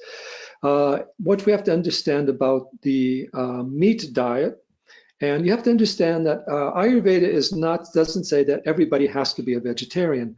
Vegetarian is recommended for certain spiritual purposes and for certain sadhanas and practices, but Ayurveda also addresses the health needs of everyone. And what Ayurveda does say is that the red meat, we know, is heavy, hard to digest, blocks the channels. And so we should eat less of the meat. It's not a food necessity. And particularly today, when we have so many other necessities, there are, for example, people in Tibet and people in the Himalayas, they're eating goats and these things. I mean, they don't have the choices, and they come from a certain climate. But here we have now throughout the world the options of the vegetarian diet. So, and of course, the influence of the meat diet on the ecology is well known. And on the constitutional types, it's more aggravating for kapha and pitta. Vata dosha people sometimes feel grounded when they have more meat in their diet, but there are also other ways of achieving that groundedness in the vegetarian diet overall. And I do know many people who take meat occasionally. I don't think we need to kind of morally stereotype or criticize people for simply at a dietary level, but I think we do need to lower the level of meat consumption in terms of health benefits, and also for planetary benefits. And also, if you want to be a vegan, make sure to be a conscious one, in which you have you're not just living off raw foods. You have to have your whole grains, your beans, your dals, your other things. And in Ayurveda, we use a lot of dairy products, even in the medicines, like the different forms of ghee that are made. But in India, we emphasize using the Desi cow or the A1 milk, which you can begin to find here, and can be from the better cared dairy cows, and raising the standards in the dairy industry as well. These again are big topics, but that's just the quick answer. Namaste. Namaste. I know we have crossed 2 hours now, and I knew that this was going to happen, knowing your knowledge, and people have so much interest to learn. So final question for today, coming from Anjali don't know the last name. Namaste. I have two questions, and these are connected. Please answer them from your own practice and not theoretically. Do you use certain herbs to enhance the higher pranic forces? That's one question. And then Do I use what? any Do I certain herbs you use to enhance the Yes. forces? That's question number one. You can answer together. Then a second question is, when one reaches at certain stage of their yoga practice, how do you protect that knowledge yourself from they are in the receptor phase? I don't understand what's meant there. Yeah, that so negative. So basically, how do you protect and shield yourself from negative energy? Negative influence. Yeah. Okay, fine. Okay. Now, in terms of herbs, I do use a number of Ayurvedic herbs as part of my lifestyle. And I do use the Medhya Rasayanas, whether it's something as simple as Brahmi ghee or Brahma Rasayana, or more complex formulations. There are also various pills and powders that are using Brahmi, or they're using even sometimes some of the Moti Basma. I'm not going to go into all of these. And I also use the Ayurvedic oils. As I said, mentioned something like Shirabala or Chandanadi, these for internal usage. We also have the Vartis, or the enhanced oils, that may be 3 times, 21 times, 101 times. These are very good usage internally as well. I do use some of these also, ashwagandha layam and some of these other preparations. It depends on where I am and what I'm doing and what I have access to. Nasya oils also. So that is there. Now, relative to protection, first of all, you should have your meditation room, your puja room, your sadhana room. Create a sacred space there. When you're doing your practices, you also use your puja items, including the ghee lamps, the diyas, and the incense, and the flowers, and the aromas, and the Ganga water, and all these other things, and all the different murtis and shivalings and things that you have. And there are, of course, certain protective deities like Durga. There are mantras for the different deities. Lord Shiva that way, Ram that way. Question of Ishta Devata comes up there quite a bit. But we do have to protect ourselves. And when we go out in public places, we should also be aware that we're not just moving in public, we're moving in a certain pranic and mental field that can be toxic in various ways. So we need to be aware of where we're going, what we're doing, who we're relating to. We have to practice the satsang at various levels. At the same time, we need not be afraid, but we should have some protective deity or protective mantra that we use and that we call upon. And I didn't have time to address the Jyotish or the Vedic astrology, but there are certain times where we have vulnerability, and there are also certain times that are more auspicious for practices, eclipses, different things like that. So we need to be aware of some of the muhurta information on a daily level where there may be some more vulnerability. And then we need to know how to ground our awareness and ground our prana as needed. But if we have a harmonious dharmic lifestyle, a lot of that will be taken care of along with the sadhana and protective mantras when we may be exposed to negative energies. Namaste. Namaste. That was the last question we have taken. Those we could not take up. Sorry about that, and maybe in another session.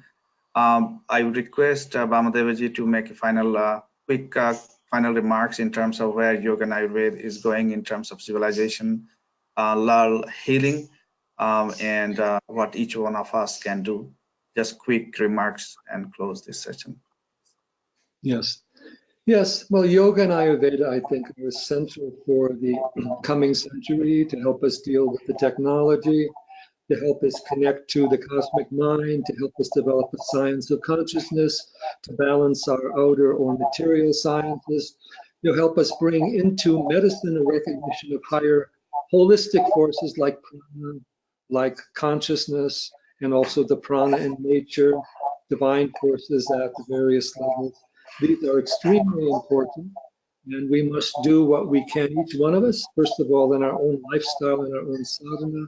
Secondly, if we can bring this into a relationship, communication, work, and education, and bringing in these higher values and educating people as to what they are, I think it's a tremendous work that we all need to do. And those of us who are also trained in science and modern medicine, making a bridge and showing the relevance and the unique application of these different factors involved. So thank you all for your endurance through this long set of thoughts and discussions today. I hope it is of some value for you, but please take within whatever resonates with you, cultivate it like a seed, and continue to grow your inner garden with higher pranic, mantric, and meditational energies. Shri Gurubhyo Namaha. Hari Om. Namaste. And to connect with you, people can visit www.vedanet.com, vedanet.com. He has all the contact information if you want to directly be in touch with Vamadeva. Is there any other, is that the right website, Vamadeva? Or? That's the right website. You can also just Google me. We also have we also have social media, and we have many books, and we also, you'll find lots of videos of me available here and there. So if you just go up there and see what interests you, what resonates with you, but do try to pick up some of the books. And we have all of our books are also available online in Kindle editions, and we have online courses. So we try to make ourselves user-friendly in the information technology area. And thank you also, Kanchan, for organizing this. Your dedication to this Vedic knowledge and all the Dharmic causes is very noteworthy. And we hope that more people support you and join your cause because it's very essential for the future of humanity. Thank you again. Namaskar. Thank you. Namaste. And this session is available. We have recorded it, and we will send you the link, all the participants, and you can spread the news with your friends also. Thank you again. Yes. Have a great We day. will do. Yes.